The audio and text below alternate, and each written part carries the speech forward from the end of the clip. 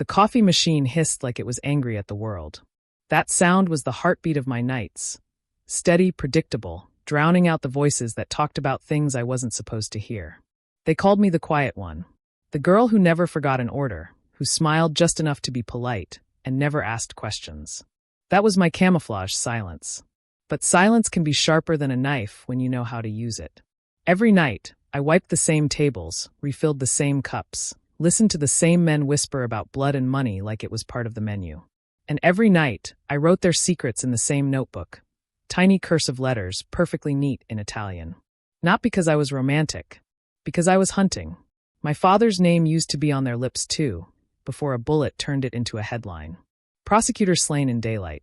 That was the last line of his life story, the one I've been rewriting ever since.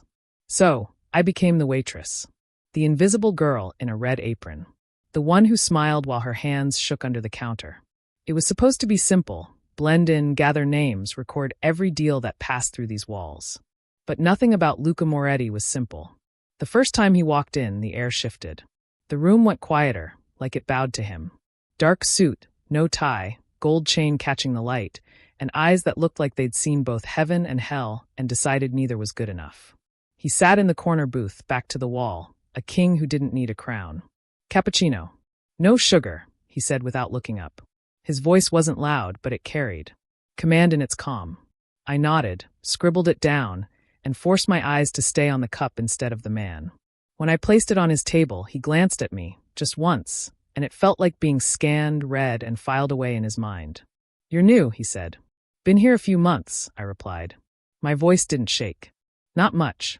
He smiled slightly, almost amused. Funny. I'd remember if I'd seen you before. I forced a polite laugh. I blend in. He said, eyes narrowing a little. That's what dangerous people say. I froze for a second. He couldn't know. He couldn't. But then his phone buzzed and the moment broke. He answered it in Italian, fast, fluid, careless. The kind of fluency that used to sound like home to me. I picked up fragments. Names. Numbers. Locations. I didn't need to understand everything. Just enough.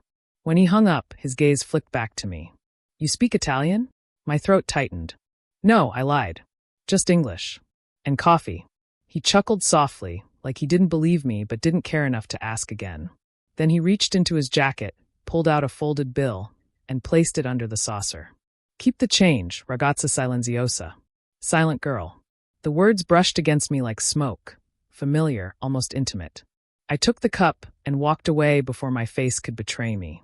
Behind the counter, I opened my little black notebook and wrote the words down.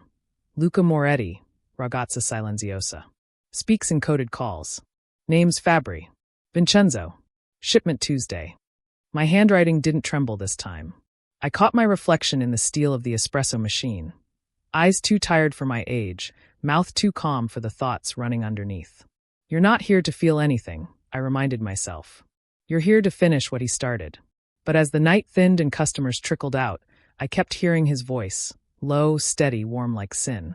When he left, he paused by the door and looked back. Just a glance. Just enough to make me feel seen. He smiled. Not the cold, polite smile I'd seen him give others. This one was different, slower, deliberate. Like he was testing how it felt. And for one dangerous second, my pulse betrayed me. It was the kind of smile that made you forget which side you're on. The next night, the rain hadn't stopped. It fell in sheets against the restaurant windows, drumming a rhythm that almost covered the low hum of men talking in corners. Almost. I'd learned to listen between sounds. The space between laughter, the pause before someone said something they shouldn't. That's where the truth usually hides. Luca came in late this time. No entourage. No noise. Just him, a streak of rainwater across his sleeve, and that calm that never belonged in a man like him. He looked around, eyes scanning faces, then landed on me. He didn't smile. He didn't have to. Double espresso, he said, voice softer tonight. Make it strong. I nodded, turning toward the machine, pretending not to feel the weight of his gaze on my back. It wasn't curiosity anymore. It was study. Like he was trying to place me in a memory he couldn't quite reach. I placed his cup down gently. Here you go. He glanced at my name tag. Maria. His tone rolled my name like a secret. You always work nights? Mostly. He leaned back, eyes unreadable.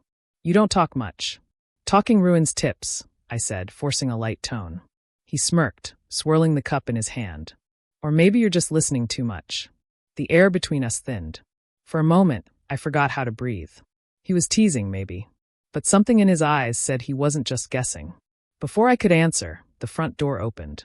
3 men walked in, the kind who didn't need to announce who they worked for. I recognized one of them, Antonio Fabri, one of Luca's older associates. He'd been in the reports before, smuggling, extortion, missing witnesses. They headed straight to Luca's table. My instincts kicked in. I picked up the coffee pot and approached, acting casual, refilling cups as the conversation began. They spoke in Italian, fast-clipped. I caught fragments and translated silently as I poured. Shipment confirmed. Friday night. Warehouse by the docks. Keep it quiet. Moretti doesn't want another headline. Moretti. Luca. He didn't flinch when they said his name. Just stirred his espresso slowly, as if he were above it all. But his eyes, those eyes missed nothing. One of the men noticed me lingering. Hey, sweetheart, we're good here, he said in English. Of course. I smiled, retreating. My heart beat like I'd swallowed thunder. Behind the counter, I scribbled every word into my notebook, shorthand first, then full phrases in Italian. Fabri. Shipment. Docks. Friday. Each word another nail in the coffin I was building around Luca Moretti's world. But then something slipped through the noise. Another name. Spoken quietly, almost as an afterthought. Johnny Russo. The pen stopped in my hand. My blood went cold. That name, I'd seen it before. On a police report. On my father's last case file. The man who pulled the trigger. I stared down at the page. The ink had smudged from the sweat on my palm. I looked up. Luca was watching me again. Not the way a man looks at a waitress, but the way a hunter notices movement in the trees. You all right? He asked, his voice cutting through the noise. Yeah, I said too quickly. Just hot in here. He leaned forward slightly. If you ever get tired of pretending you don't hear things, you could always talk to me instead. The words landed heavy, an invitation, a warning, maybe both.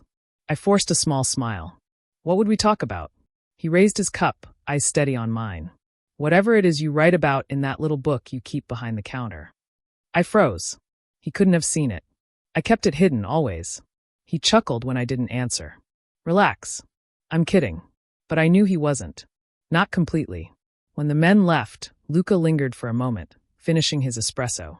He didn't look at me this time when he stood to go. But as he passed, he placed something on the counter, a folded napkin. When I opened it, there was a single word written in neat, masculine script. Attenta. Careful. My hands shook as I slipped it into my apron. Because somewhere in that conversation, between espresso and secrets, I'd heard the name of my father's killer. And the man who might help me find him had just warned me not to try. The restaurant always smelled the same, coffee, rain, and secrets. That night, it was quieter than usual. Too quiet. The kind of quiet that makes you listen harder, not relax. I was early. I always was. The others thought I came in to prep tables and polish glasses. They didn't know that before the doors opened, I spread my little black notebook across the counter. The one that held everything. Every name. Every time. Every coded word I'd overheard. Written in Italian, my father's language. The same one the men here used to plan deaths like they were dinner orders. The words didn't feel like ink to me anymore. They felt like control. Every letter was a chain around the people who thought they'd never be caught. I wrote slowly, deliberately, murmuring the translations under my breath. Shipment confirmed, docks. Friday night. Russo. That last name burned as it left my lips. Johnny Russo. The man who'd taken my father's life. The man hidden behind so many aliases it took me years to trace him back here. I didn't even notice the door chime until someone cleared their throat. A man stood at the counter. One of the regulars, but not the friendly kind. Marco DeSante. One of Luca's rivals. A snake in designer clothes. He smirked. Didn't mean to scare you, sweetheart. I closed the notebook too fast. The sound was sharp, guilty. Just doing inventory, I said, forcing a smile. We've been short on sugar packets lately. Marco leaned forward, his cologne heavy, his eyes scanning the counter like a predator scenting something worth killing for. Inventory, he repeated. In Italian? My stomach flipped. The edge of a page peeked out beneath my hand. My handwriting visible if he cared to look. I forced a laugh. I was practicing. My mom's side is Sicilian. He didn't smile. Cute accent. Then his tone dropped colder. You should be careful writing in languages people don't understand. Makes them wonder who you're really working for. The way he said it, the pause on who, told me he wasn't just teasing. He was testing me. Before I could answer, another voice cut through the tension. Marco. A middle-aged man in a trench coat had stepped in. He looked like just another customer, but I knew better. I'd been waiting for him. My contact. Detective Ryan. He didn't look at me right away, didn't need to. We'd practiced this. Marco turned, irritated. You lost. Just hungry, Ryan said, sliding into a booth. Place still serves that awful decaf? Marco laughed under his breath and walked off, muttering something about cops and bad coffee. I let out a slow breath and grabbed a menu. When I brought it over, I slipped a small folded paper beneath it, last night's notes translated. Ryan glanced at me briefly, voice casual. You look tired. Long shifts. Yeah, I said. People talk too much. He nodded, understanding. And our friend Moretti? Still playing king, I whispered. But there's movement. A shipment. Friday. Fabri's men are nervous. He smiled faintly, the kind that didn't reach his eyes. Good work, Maria. Careful doesn't mean slow. We'll move when you confirm the location. I wanted to say something, anything, but Marco was still watching from across the room. So I just took the menu back and walked away. By the time I reached the counter, my pulse had settled, until I noticed it. My notebook. Still open. Still visible. A single page, full of names, numbers, and the word Russo written twice. Marco was gone, but I didn't feel safe. I reached for it quickly, flipping the cover shut. My hands were shaking now. I told myself to breathe, to calm down. Nobody saw. Nobody knew. I tucked it beneath the counter, hidden behind the napkin holder, and went back to polishing glasses. The front door opened again. The wind blew in, carrying the smell of rain and danger. I didn't have to look up. I felt it. Luca. His footsteps were deliberate, slow. The kind that filled a room before his voice ever did. He walked straight to the counter this time, instead of his usual booth. Busy tonight, he asked. Not yet, I said, keeping my voice even. He nodded toward the coffee machine. Then make yourself one too. I blinked. Excuse me? He smirked. You always make mine perfect. Let's see if you can do the same for yourself. I busied my hands with the cups, grateful for something to hold. But when I turned to grab the sugar, I froze. The napkin holder, the one hiding my notebook, was slightly off-center. Like someone had touched it. Luca leaned on the counter, watching me too closely. You okay? He asked. You look like you've seen a ghost. Just tired, I lied. Long night. He smiled faintly. Then it's about to get longer. Before I could ask what he meant, his eyes flicked down, to the counter. My notebook. Still open. Still filled with ink that spelled his world in my handwriting. His gaze lingered on the page for one unbearable heartbeat before meeting mine again. And in that silence, I knew. The man I was sent to destroy had just found the first crack in my disguise. I spent the next day pretending everything was fine. Pretending that Luca hadn't seen the notebook. Pretending that the look in his eyes that night, quiet, calculating, wasn't the kind that could see straight through skin and secrets. But pretending only works until he walks back in.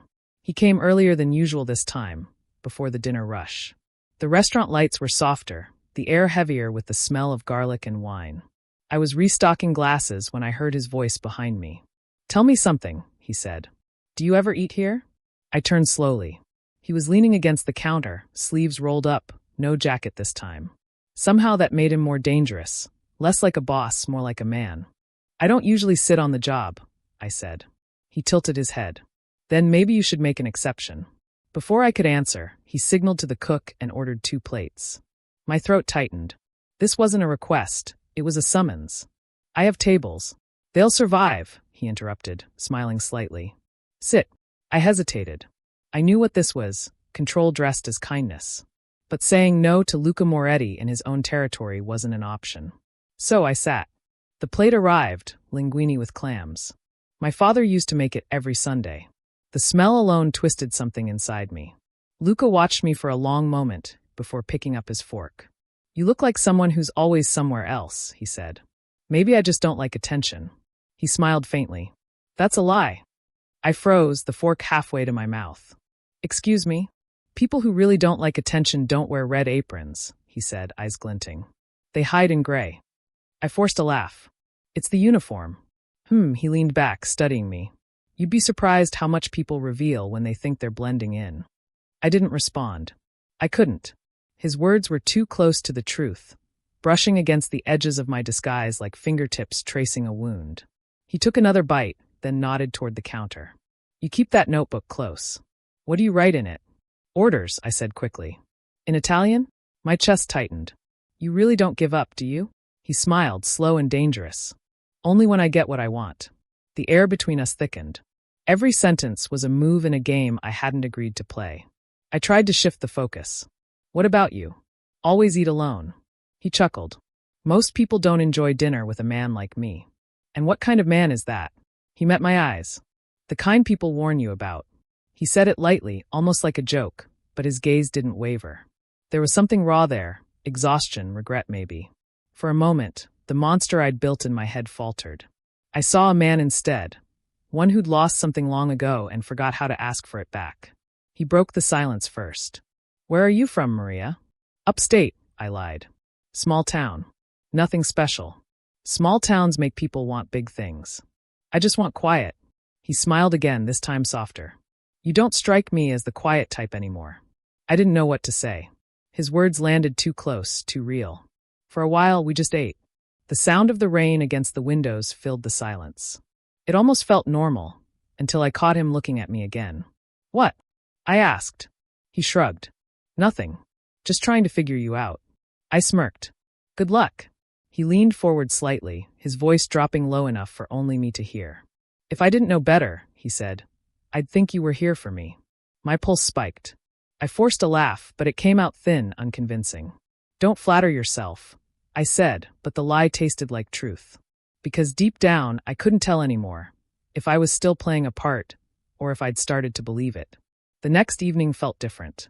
The kind of quiet that didn't come from peace, it came from exhaustion. The storm had finally broken, leaving the air damp and heavy, and for the first time since I'd started working there, Luca Moretti didn't come in surrounded by men. He came alone. He looked tired. His usual sharpness dulled, his expression softer around the edges. The kind of softness that doesn't come easy to men like him. He sat in his usual corner, but didn't pull out his phone or light a cigarette.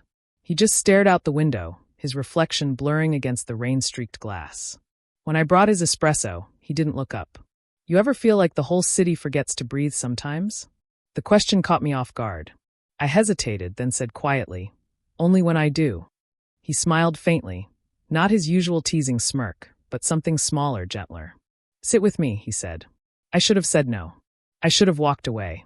But something about the way he said it, quiet, almost human, made me stay. He slid something across the table, a small, worn photograph. You ever seen her before? It was a picture of an older woman, maybe in her 60s, with kind eyes and a scarf tied around her hair. She stood in front of a bakery, smiling like she had nothing left to fear. Your mother? I asked. He nodded. She used to pray for me every night. Said she hoped I'd never turn into my father. Guess prayers only go so far. I traced the edge of the photo with my thumb, pretending not to care as much as I did. She looks kind. She was, he said. Until they made me choose between keeping her safe and keeping my soul clean. The words hung there. Not a confession, not exactly, but close. He leaned back, eyes still on the photo. She died 3 years ago. Cancer. I wasn't even there. For a man who ruled half the city, he suddenly looked small. The kind of small that comes from loss, not weakness. I'm sorry, I whispered. He looked at me then, really looked, like he wasn't expecting sympathy. You're not like the others here, he said. You don't flinch when people talk about blood. I shrugged. I've seen worse. He raised an eyebrow. Worse than me. The corner of my mouth lifted. Depends on the day. He laughed, actually laughed, and for a heartbeat, I forgot who he was. Then he tapped the photo again. She used to tell me stories about this prosecutor she met once. Said he was brave, the kind of man who believed law was stronger than fear. What was his name? My chest tightened. Daniel Russo, he said slowly, trying to remember. My blood went cold. I forced my face to stay still. Russo. He nodded. Yeah. Said he helped her when my father's men were being investigated. She always said he was one of the good ones. I couldn't breathe. My father. He was talking about my father. He was, I said quietly. One of the good ones. Luca's gaze softened. She said he disappeared after one of her court hearings. I didn't know what happened to him. You knew him. Every lie I'd built suddenly felt fragile. I heard of him. He nodded slowly, watching me too closely. Funny, huh? The world's smaller than we think. My throat ached from holding back the truth. Maybe too small. He sipped his espresso, his expression thoughtful. You ever wonder if we become the people our parents tried to protect us from? All the time, I whispered. He smiled, sad this time. Then maybe you understand me more than I thought. Something shifted then. He wasn't the monster I'd painted in my mind, the cold-blooded killer I came to expose. There was grief behind his power, guilt behind every calm word. For the first time, I saw the boy he must have been, the one who wanted to make his mother proud and somehow ended up building an empire of ghosts instead. When he stood to leave, he placed a few bills on the table, then paused. You know, Maria, he said, not every man who holds a gun pulls the trigger. Some of us just clean up the mess after. He walked out into the drizzle, leaving the photograph behind. I sat there long after he was gone, staring at that woman's smile, at the truth quietly unraveling inside me. Maybe I'd been wrong about him. Maybe Luca Moretti wasn't the man who ordered my father's death. Maybe he'd been protecting the one who did. The rain came early that night, not the soft kind that soothes you, but the heavy kind that feels like the sky is trying to wash something away. The restaurant was nearly empty. The kind of quiet that made every sound, the clink of cups, the hum of the espresso machine, echo louder than it should. Luca sat by the window, the city lights fractured through the glass, his reflection half hidden behind streaks of rain. I told myself I was only staying late to clean up, but that was a lie. I stayed because he did. When I brought him his coffee, he looked up with that same quiet smile. You don't go home much, do you? Depends on what you call home, I said. He studied me for a moment. The kind of look that stripped away every layer you built to keep people out. You sound like someone who's lost more than she admits. My heart skipped. You too, I said softly. He didn't deny it. Just looked down, tracing the rim of his cup. I don't trust people easily anymore, he said. Used to. Used to think loyalty meant something. Then I buried 3 of my closest friends. I didn't know what to say, so I didn't. The silence between us said more than any words could. Then his gaze shifted, softer now. But you don't look at me like they do. How do they look at you? Like they're waiting for me to explode, he said. Like I'm a bomb they can't decide whether to run from or light themselves. And me? He smiled faintly. You look at me like you already know what happens after the explosion. I couldn't breathe for a second. Because he was right. I did know. I was there to record it. But the way he said it, quiet, intimate, made it sound like something else. Something that felt dangerously close to trust. My phone buzzed in my apron pocket. One vibration, the code from my handler. Deliver tonight. Evidence or extraction. My hands trembled as I reached for the towel to wipe the counter. If I didn't act soon, this mission, everything I'd worked for, would burn. I needed the final recording. His next conversation. His next slip. But all I could see was the way he sat there, one hand curled around his cup, the other resting loosely on the table like he'd already made peace with losing everything. You ever wish you could start over? I asked quietly. He glanced up. Every night. The storm outside deepened, thunder rolling low across the sky. The lights flickered, just once, and for a heartbeat, the restaurant felt like another world. He looked up at the ceiling, smirked softly. Guess the city wants us to talk in the dark. I smiled before I could stop myself. Maybe it's warning us not to. He leaned forward, elbows on the table, his voice low. You ever get tired of pretending? My throat went dry. Pretending what? That you're fine, he said. That you're just a waitress. That this isn't killing you inside. The air between us tightened. He wasn't talking about himself anymore.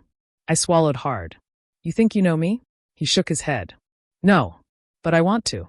Lightning flashed through the window, painting his face in white and gold for half a second. Beautiful and terrifying all at once. My chest ached with something I didn't have a name for. Something dangerous. Something I couldn't afford to feel. He stood then, slow and deliberate, and walked toward me. Every step echoed in that empty room like it carried a secret. I froze. He stopped on the other side of the counter, rainlight glinting off the gold chain at his neck. You don't have to hide whatever it is, he said quietly. I don't trust anyone anymore, except maybe you. It should have scared me. But instead, it felt like falling. I opened my mouth to say something. Anything. when the phone buzzed again in my pocket. Last chance. Send proof. Now. My pulse raced. I grabbed the notebook I'd been using for weeks, the one where every coded detail lived, written in Italian. It was my lifeline, my evidence, my betrayal. I turned my back to him, pretending to tidy receipts while my pen scratched across the page. Luca Moretti. Alone tonight. Mentions betrayal. Emotional state, vulnerable. Maria. His voice came suddenly, closer than I expected. My hand jerked. The pen slid across the page. I turned and froze. He was right there, inches away, eyes flicking down to the open notebook. For a split second, neither of us breathed. Then his voice, quiet, dangerous, confused. That isn't English. My heart slammed against my ribs. He took another step forward, gaze hardening. You speak Italian? Rain thundered against the glass, drowning out everything. The city, my thoughts, my excuses. His hand rested on the counter, next to the notebook, fingers brushing the edge of the page. I could see it in his eyes, the shift from curiosity to realization. And in that electric, silent moment, I knew two things for certain. He didn't trust anyone anymore. And I'd just given him a reason not to trust me. The rain hadn't stopped. It only grew harder, louder, as if the city itself refused to let me hide. Luca stood across the counter, his eyes fixed on the open notebook. The ink was still wet, the letters curling across the page like confession lines. Italian words. His language. His world. And mine just used against him. He didn't move, didn't shout. That was somehow worse. His silence was heavy, sharp enough to cut through the hum of rain outside. Say something, I whispered, though part of me prayed he wouldn't. He finally looked up. You speak Italian? My throat closed. I nodded barely. How long? His voice wasn't loud, but it carried a quiet, terrifying control. Long enough, I said. He stepped around the counter, slow and deliberate. Every step felt like a verdict. You've been writing about me? I shook my head too fast. No, not you. Not like that. He grabbed the notebook, flipping through the pages. My handwriting stared back at me, page after page. Coded notes, times, names, phrases like shipment confirmed, meeting in Palermo, LM possibly complicit. His jaw tightened. Not like that. He held up the notebook. Then what the hell is this, Maria? I backed away, my hands trembling. Please, just let me explain. He threw the notebook onto the counter. Explain why you've been spying on me? Or why the girl who barely speaks English writes like an undercover cop? Luca, I didn't mean. Don't lie to me. His voice cracked through the air, thunder answering from outside. The glass windows rattled. For a moment, I saw not the man who drank coffee and asked about my dreams, but the one who'd built an empire from fear. But then his voice dropped again, low, broken. Who sent you? I swallowed hard. My mind raced, calculating lies, exits, excuses, but all I could see was him. The man who smiled when I poured his coffee. The man who kept a photo of his mother folded like a prayer in his wallet. I wasn't supposed to get close, I whispered. You were just another name. Another file. He froze. And now? My chest burned. Now you're not. He stared at me for a long time. Long enough for guilt to turn into pain. So what are you then? A cop? FBI? No. I'm not police, I said quietly. My father was. His eyes narrowed. Was. I nodded. Daniel Russo. Prosecutor. He was investigating your family years ago. Until someone ordered the hit. Something inside him flickered. Surprise, then anger, then something I couldn't name. You think that was me? I thought it was, I whispered. Until you showed me that photograph. He exhaled sharply, turning away. For a long time, the only sound was the rain beating against the glass and the faint creak of his leather gloves. I didn't kill your father, he said finally. But I know who did. My heart slammed. Then tell me. He shook his head. No, you're not ready for that truth. I took a step closer. You don't get to decide that for me. He turned then, eyes glinting beneath the low light. You think you've been the only one watching? What do you mean? He smiled, but it wasn't cruel. It was tired. Sad. You think I didn't notice the way your hands shook every time I walked in? The way you flinched when anyone mentioned my father's name. My stomach dropped. You knew. Not everything, he said. But enough. He walked past me slowly, pausing by the door. I wanted to believe you were different. Maybe that's my mistake. I reached for him, desperate. Luca, I never meant to hurt you. He stopped, his back still turned. Then why does it feel like you did? Lightning flashed, for a moment, The reflection of my own tears lit up in the window beside his shadow. "I didn't choose this," I said, voice shaking. "They told me you were a monster." He turned then, his expression raw. "And what do you think now?" My voice barely came out. "I think monsters don't bleed this way." He looked at me like he wanted to believe that. Like he almost did. Then his hand brushed the doorknob, knuckles pale from holding back something bigger than anger. "Go," he said quietly. I froze. "What? Go, before I stop being the man you think I am." Tears blurred my vision. "Luca, don't make me choose between what I feel and what I know." His voice cracked just slightly. "Just go." The rain outside had turned into a downpour, heavy enough to drown out everything. My breath, my heart, my sanity. I ran. Past the counter, past the memory of his eyes, past the notebook that ruined us both. The door slammed behind me, and the storm swallowed me whole. But as I reached the corner, soaked and shaking, I heard it. His voice through the rain, low and steady, cutting through everything I thought I'd buried. "Good night, Elena." My real name. I stopped dead in the street. And in that one whisper, I knew the truth. Luca Moretti had known who I was all along. The city didn't look the same in the rearview mirror. It blurred, lights smeared by rain, streets twisting away like veins from a dying heart. I kept driving until the skyline disappeared behind me, until even the sound of sirens faded into the night. I didn't know where I was going, only that I couldn't stay. Every mile between me and Brooklyn felt heavier, not lighter. Every passing town smelled of diesel, cheap coffee, and guilt. The kind that seeps into your clothes and doesn't wash out. I pulled into a rundown motel off the highway. The kind of place where people didn't ask questions, where names were currency and silence came free. The clerk didn't look at me twice when I slid cash across the counter. "Room 12, he said, voice dull. I locked the door twice, drew the curtains, and sat on the edge of the bed. My hand still shook. Not from fear, from memory. His voice still echoed in my head. "Go, before I stop being the man you think I am." He had let me live.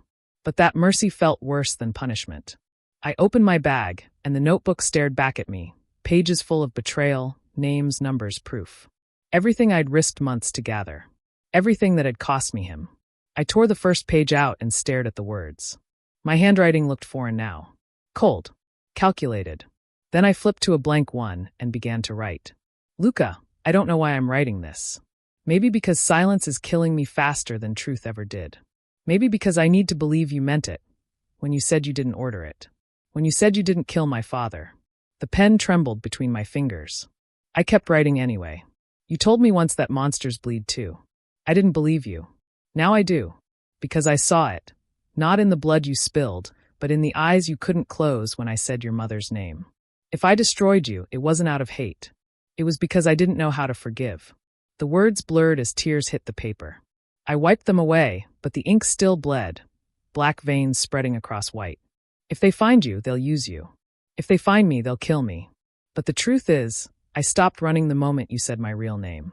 I folded the page and placed it inside the notebook. No stamp, no address. Just the ache of something unfinished. I thought I'd feel safe, hidden. But quiet can be its own kind of torture. Every creak in the wall sounded like footsteps. Every car passing outside made my pulse jump. By midnight, the rain had stopped. The air was too still. I turned off the light and lay back on the bed, staring at the cracks in the ceiling. That's when I saw the headlights. They cut through the blinds, slow, deliberate, the sound of tires on wet gravel pulling into the lot. My breath hitched. The car idled for a moment. Then the engine died. I crept to the window, heart slamming so hard I could hear it. The parking lot was mostly empty, except for the black sedan parked right in front of my door. No one got out. Just the hum of cooling metal and the faint red glow of taillights against the rain-slick pavement. I stepped back slowly, the floor creaking beneath me. My pulse roared in my ears. Maybe it was the police. Maybe the Mafia. Maybe him. I didn't know which possibility terrified me more. The car door opened, and I froze, waiting for the knock that would decide everything. The knock came at 2:17 a.m. 3 slow taps. Then silence. I sat frozen on the edge of the bed, staring at the door like it might explode. My hand hovered near the drawer, the one that held the small revolver I swore I'd never need. The second knock came, firmer this time. A voice followed, low, steady, familiar. "Open the door, Elena." My blood turned to ice. I didn't move. Couldn't. The walls felt like they were closing in, the air thick with ghosts. I'd imagined hearing his voice every night since I ran, but this time it was real. "Please," he said softly. "Just open the door." When I finally did, Luca Moretti stood under the flickering hallway light, drenched from rain, his coat clinging to his shoulders, his eyes darker than I remembered. He looked nothing like the man who once ruled the room with silence. He looked tired, human, dangerous in a different way. "How did you find me?" I whispered. He stepped inside without asking. "You left a trail." I laughed bitterly. "You mean I made it too easy?" He shut the door behind him. "No. You wanted to be found." The words hit harder than they should have. "Don't flatter yourself," I said. He smirked faintly. "If I wanted flattery, I'd go back to Brooklyn." The tension between us crackled like static. Too close, too charged. His presence filled the small room, his scent, rain, smoke, and something metallic, wrapping around me until I could barely think. I tried to sound calm. "If you're here to finish what we started, just do it. I'm tired of running." He studied me, long enough that I had to look away. "If I wanted you dead," he said, "you'd already be gone. Then why are you here?" He reached into his coat. I flinched, instinctively, but he only pulled out a folded photograph. The same one. His mother. He set it gently on the table. "You asked me once what happened to your father. You deserve the truth." I stared at him, afraid to hope. "You said you didn't kill him." "I didn't." His voice was low, deliberate. "But someone close to me did, my father's men. They were running their own operation behind my back. Your father got too close. They framed me to keep me quiet." My stomach twisted. "You expect me to believe that?" "You don't have to," he said. "But I have proof." He slid a small envelope across the table. Inside were photos, old surveillance shots, copies of bank transfers, phone records, all with names I recognized from my notebook. Names of men I'd been told he commanded. "These men are dead now," he said. "My father made sure of that before I took over. But I kept this. I knew someday the past would come knocking." I stared at the evidence. "Why show me this now?" "Because you deserve to stop running," he said quietly. "And because I don't want to be the reason you keep bleeding." Something in his voice cracked. I looked up, and for the first time, I saw the cost behind his calm. Guilt, years old and festering. "You could have told me before," I said, my throat tight. "I tried," he whispered. "But you were too busy aiming at me to listen." My breath hitched. "And now," he said, "I'm done hiding from ghosts." He stepped closer, until I could feel the heat from his body, see the reflection of my own fear in his eyes. "You think I came here to hurt you," he murmured. "But the truth is, I came because I couldn't let you die thinking I was the monster." My pulse thundered. "Then what am I supposed to do with this?" He reached inside his coat again, and pulled out something small and heavy. A gun. He held it out, grip first. My hand trembled as I took it. "What is this?" "A choice," he said. "You can kill me if that's what you need. Or you can trust me, and we end this together." I stared at the weapon, the cold metal pressing into my palm, the weight of vengeance suddenly too real. He stepped back, eyes unwavering. "You came looking for justice, Elena. This is it. Right here. You just have to decide what it looks like." My breath came out shaky, uneven. "And if I pull the trigger?" He smiled sadly. "Then I guess I finally get what I deserve." The rain outside grew louder, wind howling through the cracks of the old window. Somewhere between us, years of anger and grief hung suspended, fragile, waiting to shatter. I looked at him one last time. The man I was supposed to destroy, the man who'd become something I couldn't name. My finger hovered over the trigger. "Go ahead," he whispered. "Make your choice." The room went silent. Then, a single drop of water fell from my sleeve, landing on the floor with a sound sharper than any gunshot. I lowered the weapon. And that's when I realized I hadn't come this far to kill him. But before I could say it, headlights flashed through the thin curtains. 2 cars. Engines idling. Shadows moving outside. Luca's expression hardened instantly. He turned to the window, jaw tight. "They found us," he said. And just like that, the decision I thought I'd made vanished into the dark. The rain had turned to mist by the time we moved. Luca swept the curtain aside, just enough to see the shadows outside. 2 cars. Black. Unmarked. The kind that carried men who didn't leave witnesses. He turned to me. "You packed a bag?" I nodded. "Always." "Good," he said, his voice clipped. "Then we move now." We slipped out the back, through a narrow hallway that reeked of bleach and rust. My pulse matched our footsteps, fast, silent, deliberate. He led me through the rear exit, and into the damp night. The parking lot stretched empty behind the motel, fog curling low to the ground like smoke. Luca motioned toward a car waiting near the far edge, a dark sedan, engine still warm. He opened the passenger door for me without a word. "Whose car is this?" I asked. He didn't look at me. "A friend's. For now. For now." The words carried the same fragility as the silence between us. Once we were on the road, he spoke again, quiet, controlled. "The men who killed your father, one of them isn't dead." I froze. "You said your father made sure." "He made sure of most of them," Luca interrupted. "But one slipped through. Took over after the old man died. Runs half the eastern ports now. Name's Anton Vargas." The name hit me like a slap. I'd seen it before, buried deep in my notes, scrawled in code beside Luca's initials. I'd dismissed it as a supplier. "He's still in power?" I whispered. "More than ever," Luca said. "He's laundering through legitimate fronts now, charities, art galleries, politicians. You name it. And you let him?" He looked over, eyes dark and unreadable. "You think I didn't try? Every time I move against him, another body shows up. He has people inside my circle. Inside yours too, probably." I turned toward the window, the reflection of streetlights flickering against the glass. "So what's the plan?" "That depends," he said. "You still have that notebook?" I nodded. "Then we have what he doesn't proof. Enough to bury him for good." My heart clenched. "You're asking me to help you. I'm asking you to finish what you started." I let out a bitter laugh. "You mean the part where I destroy everything I touch?" He didn't answer right away. "You're not destroying anything. You're exposing it. There's a difference." The sound of tires slicing through puddles filled the silence between us. "Do you know what revenge feels like after it's done?" I asked.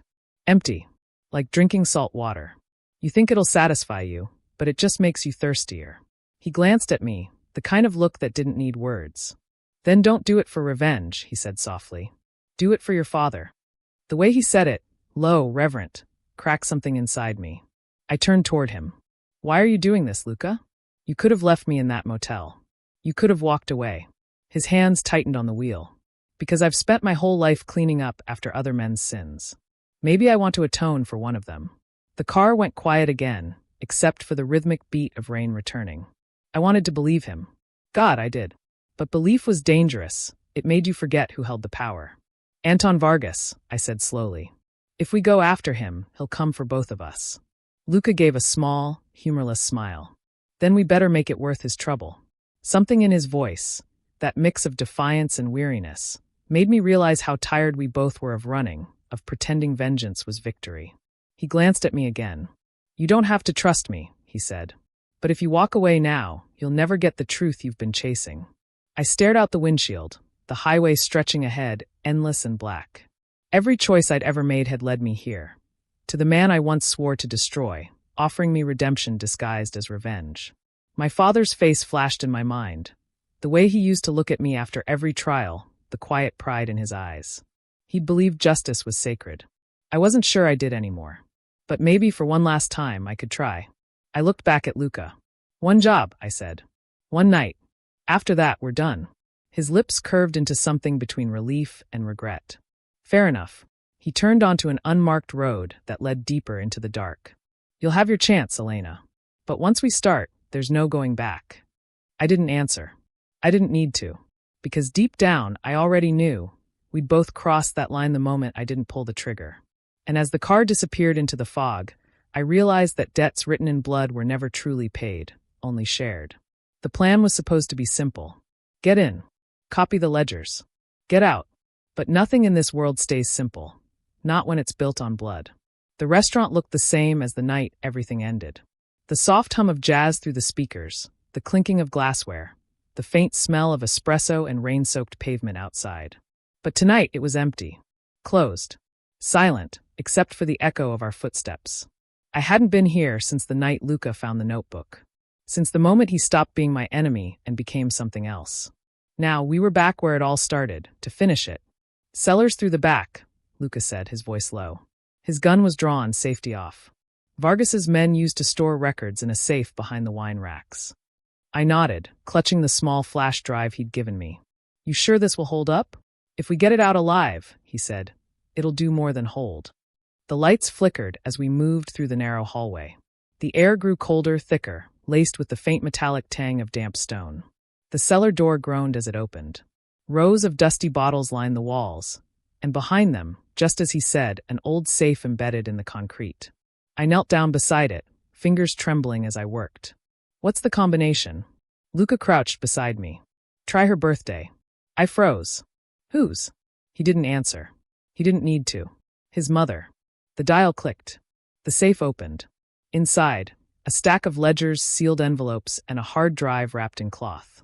Evidence. Years of corruption, payments, bribes, and contracts signed by men who thought the dead stayed quiet. I slid the drive into my pocket. Got it. That's when I heard it, the faintest shuffle from above. Then another. Luca's jaw clenched. We're not alone. The lights cut out. Everything plunged into black. Luca, I hissed. Stay down. Gunfire erupted, deafening in the tight stone walls. Sparks flashed against the ceiling. I hit the floor, clutching the drive to my chest. Shadows moved at the top of the stairs, 3, maybe 4 men, their voices sharp, foreign, cold. Vargas's men. Luca fired back, ducking behind the wine racks. They must have followed us. I crawled toward the shelves, grabbing a broken bottle as I moved. Glass crunched beneath my knees. My breath came ragged, each inhale scraping my throat raw. A flash, muzzle fire. The smell of gunpowder filled the air. A bullet tore through a wooden beam inches from my head. Go! Luca shouted. Get to the back exit. I'm not leaving you. Now! But I didn't move. Couldn't. The sound of footsteps thundered down the stairs.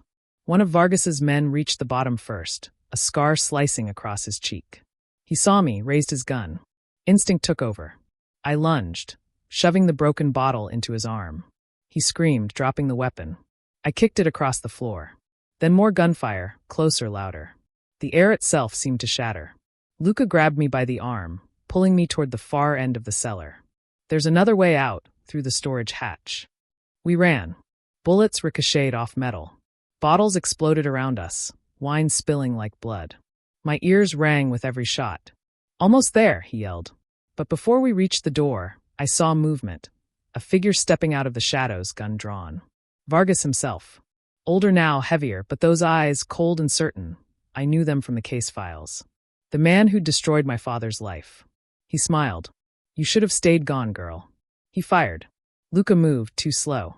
I didn't think. I just stepped in front of him. The sound was sharp, final. A flash. A burst of pain that knocked the breath from my lungs. I fell, the impact stealing the world out from under me. Elena.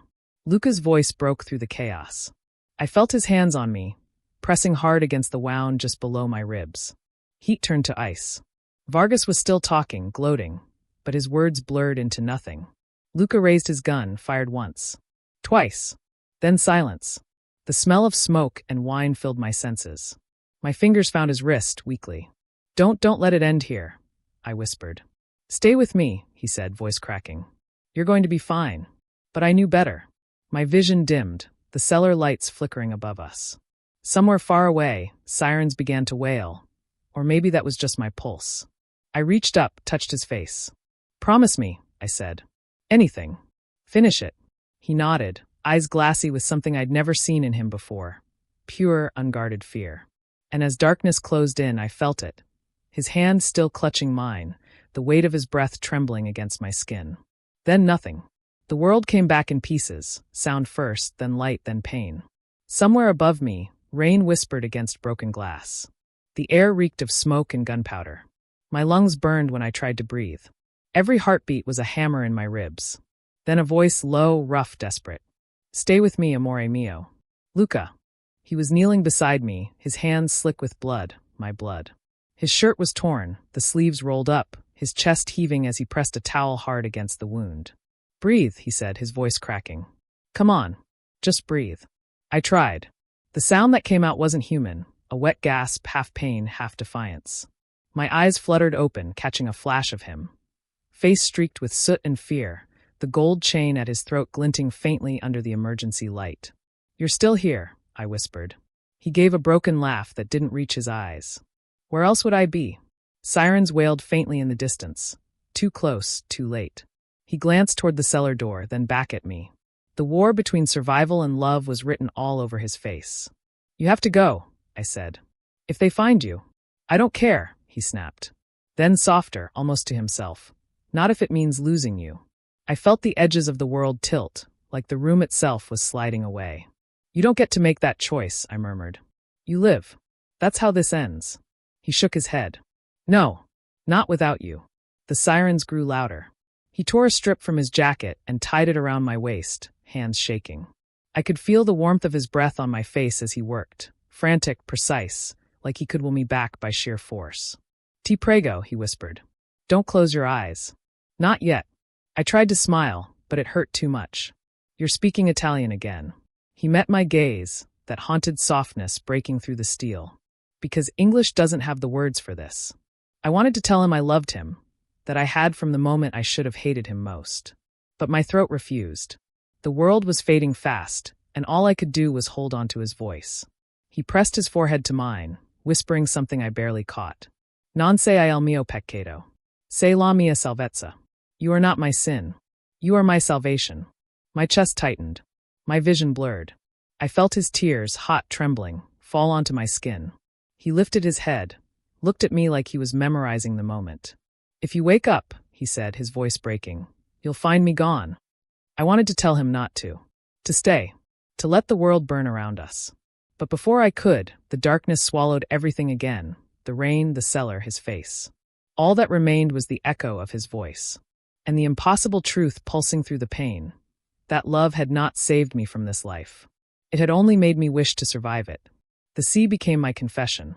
Every morning for the past 3 years, I've walked this same stretch of shore, bare feet in the cold sand, coffee in hand, the horizon turning gold. The waves never ask questions. They just take what you give them. I came here to disappear, and I did. The waitress, the spy, the liar, all left behind somewhere in the smoke of that ruined restaurant. What's left is quieter, older, a little softer, maybe. The scar along my ribs still aches when it rains. It reminds me I lived. It reminds me of him. Sometimes, when the tide is low, I write his name in the wet sand, just the first letter, before the waves erase it. It feels like a promise, or maybe a surrender. I still don't know which. I never told anyone what happened that night. The world wrote its own version, as it always does. The police called it a gang retaliation. The papers blamed an unknown informant. Only Luca and I ever knew the truth, and only one of us was meant to survive it. In the evenings, I sit by the window of the small cafe I now manage, watching the sun sink behind the cliffs. Locals know me as Elena, the quiet woman who brews strong espresso and never talks about her past. I let them believe that story. It's easier than the truth. But some nights, when the wind carries the scent of rain and salt, I swear I can still hear his voice, low, rough, half laughter, half apology. You are not my sin. You are my salvation. I used to hate him for saying that. Now I understand. Love doesn't erase the past. It just teaches you how to live with it. This morning, as I opened the cafe, I found an envelope under the door. No name, no address. Just my handwriting, the one I thought I'd buried years ago. Inside was a single folded note, written in Italian. Il perdono è anche una lingua. Forgiveness is a language too. I stood there for a long time, the sea wind slipping through the doorway, the scent of coffee filling the air. And for the first time in 3 years, I smiled. I almost didn't recognize him. The bell above the cafe door chimed like any other morning, and I looked up expecting another local. A fisherman, maybe, or a tourist lost between tides. But then I saw the scar running along his jaw, the way his eyes searched the room before they found me. Luca. 3 years fell away in a heartbeat. My breath caught somewhere between fear and disbelief. He looked older, thinner, quieter, like a man who had been carrying ghosts for too long. He didn't speak at first. Just stood there, the morning light spilling over his shoulders, until finally he said softly, "You still make the best coffee in the world." My hands trembled as I reached for the cup. "You shouldn't be here." "I know," he said, "but I had to see you." His voice was lower now, gentler. The sharp edge was gone, replaced by something raw, human. He moved closer, careful, like he was afraid I'd vanish if he stepped too fast. "They said you were dead," I whispered. He smiled faintly. "They say a lot of things." Then, after a pause, I walked away. From everything. The business. The war. The blood. "And now?" I asked. "Now I'm just a man who came to apologize." The words hit harder than any bullet ever could. For a long time, neither of us spoke. The ocean hummed outside, steady, eternal. He reached into his coat and placed something on the counter. A small silver coin, tarnished, the same one he used to carry for luck. I kept it, he said. It reminded me of what I almost lost. I swallowed hard. You lost it anyway. He shook his head slowly. Not if you let me stay. I looked at him, really looked, and saw the truth in his eyes. The empire was gone, the power, the danger. All that remained was the man beneath the armor. Can we start again? He asked quietly, without lies this time? Outside, the tide was rising, washing away the footprints at the edge of the sand. And for the first time, I didn't know whether to run or to finally stop running. They say languages are built from what we cannot bear to keep silent. For years, mine was made of secrets, words hidden between coffee stains and coded notes, written in a tongue only I understood. But now, the only language I speak is his name, whispered against the sea wind. Luca sits across from me on the porch, the horizon melting gold. His hands, once calloused by violence, now trace the rim of a chipped mug. There's quiet between us, but it isn't heavy anymore. It feels like breath, like peace. He looks at me, eyes softer than I remember. Do you still write? He asks. Not like before, I say. No more lies to translate. He smiles faintly, a shadow of the man he was and the promise of who he's become. Then what do you write now? Truth, I whisper. And forgiveness, though I'm still learning the words. He nods, gaze drifting toward the sea. Maybe that's enough. The air smells of salt and warmth.